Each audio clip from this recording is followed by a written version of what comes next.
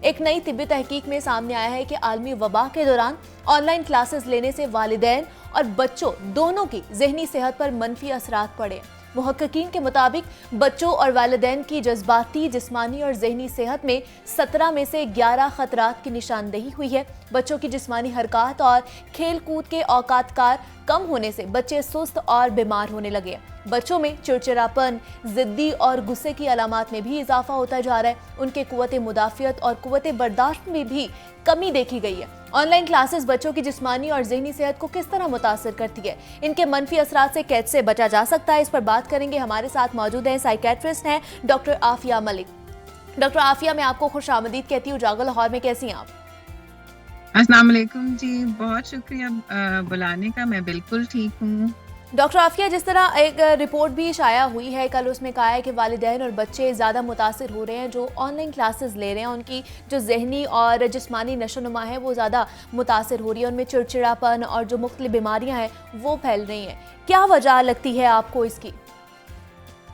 देखिए, ये तो हर किसी के लेवल के ऊपर डिफरेंट है। बच्चों के लिए जो स्ट्रेस लेवल है वो डिफरेंट है, प्रॉब्लम्स डिफरेंट हैं, बट बड़ों के लिए जो है वो प्रॉब्लम्स जो है वो डिफरेंट है।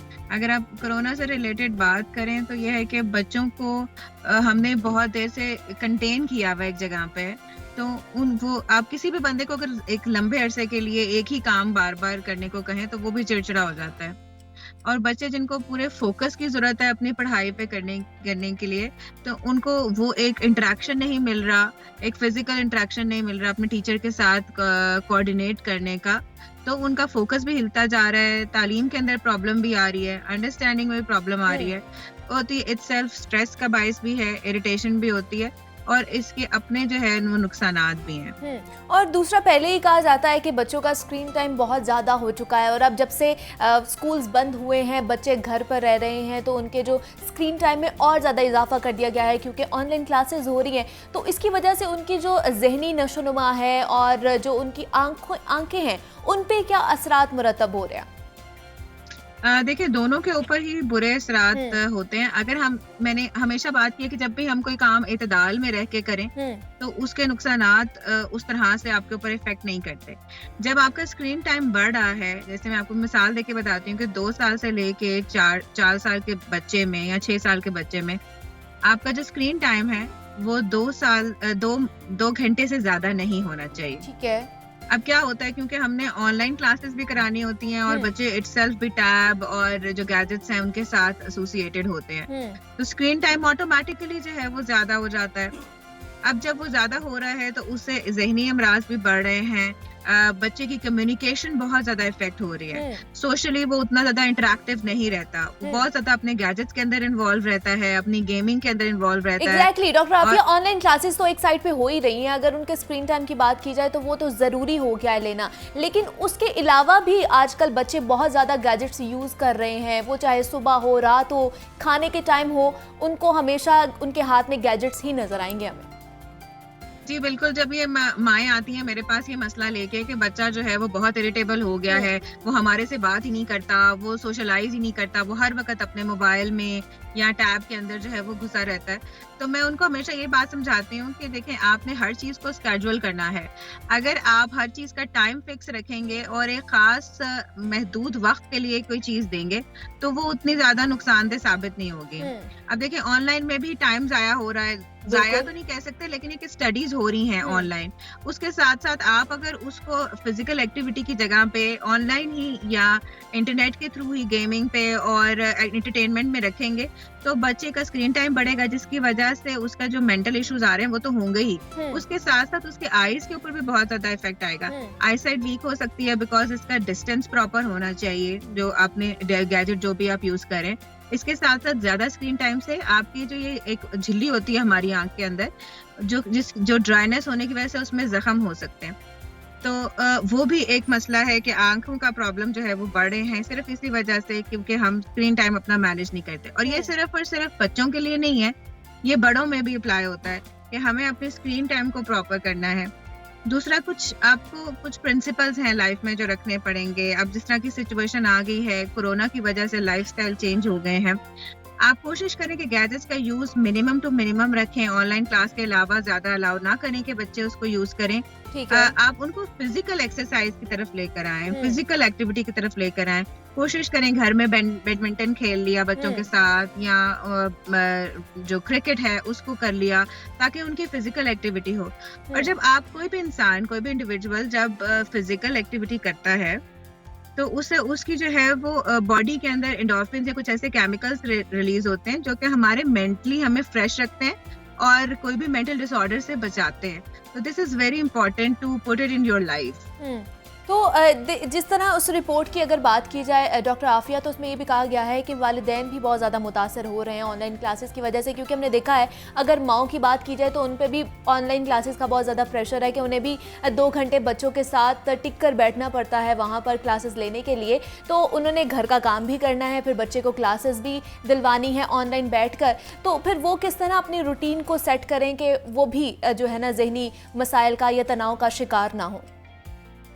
अच्छा, आपने माओ की बात की है, मैं आपको बताती हूँ कि हर लेवल पे स्ट्रेस जो है ना वो डिफरेंट है। अच्छा। एक माँ वो है जो कि होम बेस्ड, मतलब यानी कि घर पे रह रही है, घरेलू खातून है, कोई जॉब नहीं करती। उनके पास ये स्ट्रेस है कि जी एक तो कोरोना की वजह से जो है सब लोग घर में बाउंड हो गए हैं।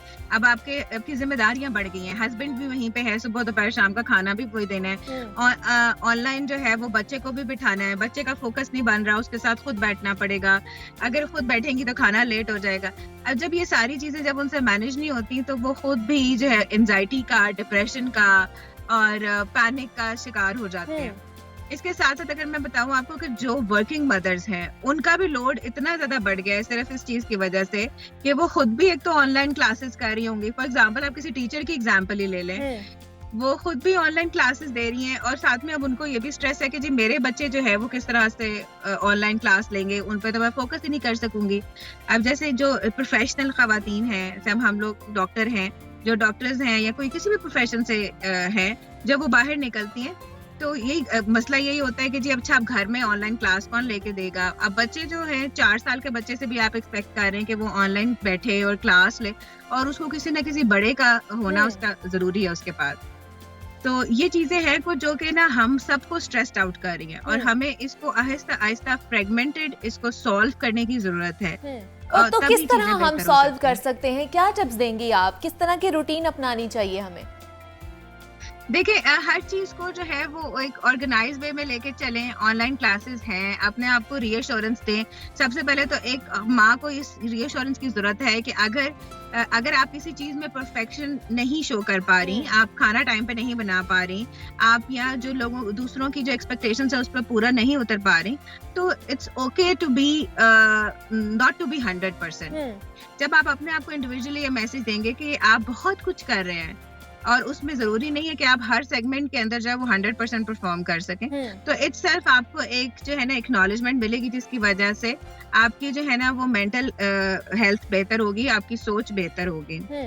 अगर आपको लगे कि नहीं चीजें बहुत ज्यादा आपको बर्डन कर रही हैं, आप स्ट्रेस्ड हो रहे हैं और आप हैंडल नहीं कर पा रहे, तो फिर डेफिनेटली आपको साइकियाट्रिस्ट की हेल्प की जरूरत है। आप साइकियाट्रिस्ट के पास जाएं, उनको बताएं और फिर उनसे अगर कोई किसी किस्म की अगर मेंटल इलनेस आ रही है तो उसके लिए मेडिकेशन या काउंसलिंग का रास्ता। लेकिन आफिया एक यहाँ पर माइंडसेट ये भी तो है ना, हमने साइकियाट्रिस्ट के पास नहीं जाना है। शायद अगर हम लोगों को पता चलेगा कि ये माहिर नफ्सियात के पास जा रहे हैं तो ये लोग शायद पागल हैं, इसलिए पागल के डॉक्टर्स के पास जा रहे हैं, इसलिए भी लोग कतराते हैं। ये माइंडसेट तब्दील करना कितना जरूरी है? जी बहुत जरूरी है और सबसे ज्यादा जरूरी है। मैंने हमेशा ये बात एक एग्जांपल से समझाई है कि देखिए अगर किसी की खुदा ना खासा टांग टूट जाती है या जख्म हो जाता है तो वो फौरन से इमरजेंसी में लेके भाग जाते हैं, क्योंकि हमें ये पता है कि हमें कोई भी जिस्मानी मसला होगा तो हमें किस डॉक्टर के पास जाना है।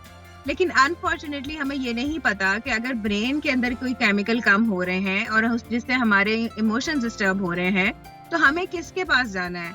हमें साइकियाट्रिस्ट के पास जाना है, हमें उससे अब मदद मांगनी है और उसको बताना है कि हम कॉन्टिन्यूसली डिप्रेस्ड हैं, हम एंजाइटी में हैं, या हमें कोई हम PTSD हो रहा है या कोई और प्रॉब्लम हो रही है जो कि हमसे हैंडल नहीं हो रही, तो ताकि साइकियाट्रिस्ट उसको प्रॉपरली मेडिकेशन के थ्रू जो है वो इलाज करे।